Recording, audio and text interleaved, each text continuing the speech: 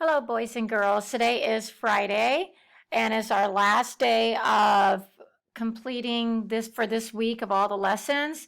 And remember that Monday, Tuesday, and we did a scientific text. And then yesterday, Wednesday and Thursday, we did a technical text. And today will be the same technical text from yesterday, which is hydroelectric power. All right, so let's look at what we're going to do here. We have bell work. And then we have today's reading. So I'm going to bring that up. And then I'm going to go over the LAQ, our last time for this LAQ. So I'm waiting for it to come up. Give it a second. There it is. All right, so when we come back here and look at our LAQ, how do I explain the relationship, which is our problem solution and our cause and effects that we've been dealing with, and interactions between events, which is our key details or important things and ideas within a scientific, which is our nonfiction that we've been dealing with all week, was electricity and electric power, and technical text, which is our how-to, so how to make a battery and how do these hydroelectric power plant work.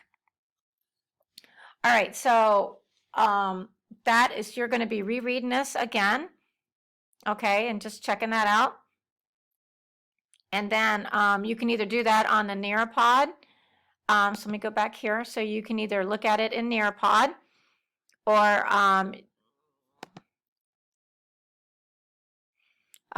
you can use the PDF file, which is what I was using. But the Nearpod is great because you can write on it, okay? So if I come back over here, and then notice that you have a quiz today.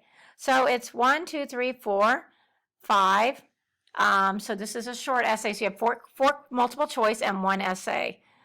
Okay, so you're going to be taking that test and then uploading that for me to grade.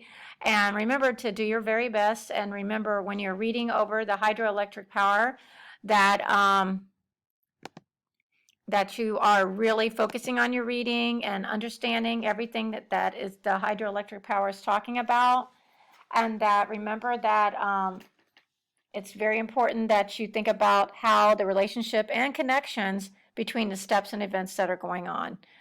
Okay, and I want you to have a great weekend. I hope you get everything done. You had a whole week to do it. I'm really excited and curious to see how well that you did, and I'm praying for you every day, and I miss you guys very much.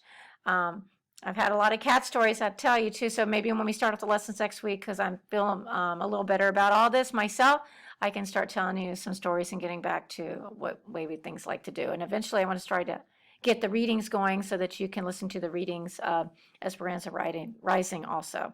All right, so have a great weekend. I'll see you guys next time.